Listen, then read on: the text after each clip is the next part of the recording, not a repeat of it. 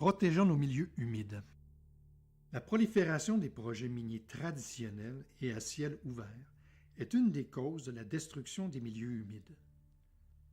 L'expansion des municipalités et l'exploitation des tourbières représentent une menace accrue pour ces milieux. Les mesures de compensation exigées par la loi sur la conservation des milieux humides et hydriques sont insuffisantes et ne remplacent pas la perte de nos écosystèmes.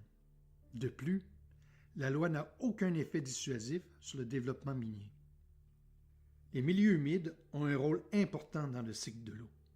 Elles permettent de réguler le débit de l'eau et adoucissent les phénomènes de crue.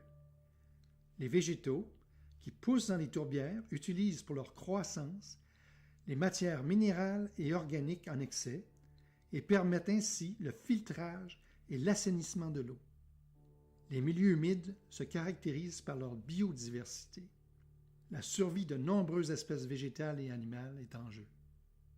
De plus, les tourbières ont des caractéristiques spécifiques qui en font des puits de carbone. Elles ont les plus fortes densités de carbone et constituent le premier stock de carbone actif de tous les écosystèmes terrestres. Dans le contexte des changements climatiques et de l'augmentation du CO2 dans l'atmosphère, la protection des tourbières est par conséquent essentielle. Au Québec, les tourbières couvrent de 7 à 9 % de la superficie de la province.